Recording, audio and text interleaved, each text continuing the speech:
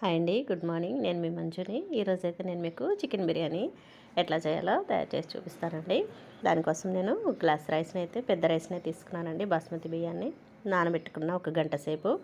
అట్లనే చికెన్ కూడా బాగా కడిగి ఉప్పు, కారం, పసుపు, ధనియాల పొడి అది వేసి కలిపి పెట్టుకున్నానండి.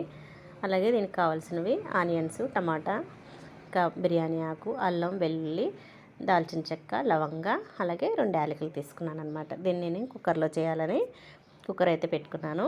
అలాగే ఆయిల్ వేసిన, అలాగే బిర్యానీ ఆకు కూడా వేసినానండి. బిర్యానీ ఆకుతో పాటు ఆనియన్స్ కూడా వేసుకున్నాను అనమాట.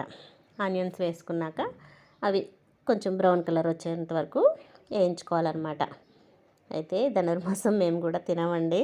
మా పిల్లలు ఇంకా చేయమనంటే వాళ్ళ కోసం కొంచెం రైస్ పెట్టుకొని మీకు చూపించాలనే ఉద్దేశంతో చేస్తున్నానండి.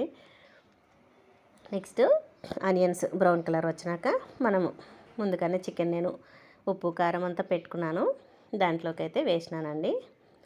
ఇది ఆల్రెడీ ఉప్పు, పసుపు వేసినాం కాబట్టి కొంచెం మగ్గనివ్వాలన్నమాట. దాన్ని నేను కుక్కర్ మూత పెట్టి అట్లనే మగ్గనించినాను అనమాట కొద్దిసేపు. చిన్న గ్లాస్ కాబట్టి నేను 1/4 కిలో చికెన్ అనుకోండి, అంతే. 1/4 కేజీ వరకు వండినాను అనమాట, చిన్న గ్లాస్ కాబట్టి. అట్లనే అది మగ్గిపోయింది చూడండి. చక్కగా బాయిల్ అయినాక మనం ముందుగానే కడిగి పెట్టుకున్న రైస్ని అయితే వేసుకున్నాను అనమాట. గ్లాస్ రైస్కి 2 గ్లాసులు వాటర్ అనమాట. 2 గ్లాసులు చూడండి పేస్ట్. నేను టమాటాని అలాగే దినుసులు చెప్పినాను కదండి, అవి చెక్క, లవంగా, టమాటా ఇవంతా కూడా నేను మిక్సీకి వేసుకున్నాను అనమాట. మిక్సీకి వేసుకొని దాన్ని కూడా మగ్గించినాను అనమాట. చికెన్ ఫ్రై అయినాక ఈ పేస్ట్ని కూడా మగ్గబెట్టి తర్వాత ఈ రైస్ అనమాట వేస్తున్నాను అనమాట. ఈ రైస్ వేసినాక మనం టేస్ట్కి తగ్గట్టు రైస్ కొద్దిగా మళ్ళీ సాల్ట్ సరిపోదు కదండి, మనం చికెన్లో కొద్దిగా వేసినాం కాబట్టి నేనైతే దీంట్లోనే కొంచెం ఉప్పు, కొంచెం పసుపు, కొద్దిగా కారం కూడా మళ్ళీ ఎక్స్ట్రా వేసినాను అనమాట. అలాగే పచ్చిమిర్చి కూడా వేసినాను అనమాట. దాన్ని మూతపెట్టి 2 విజల్లేనండి. చూడండి చక్కగా వచ్చిందనమాట, బాగా బాయిల్ అయింది.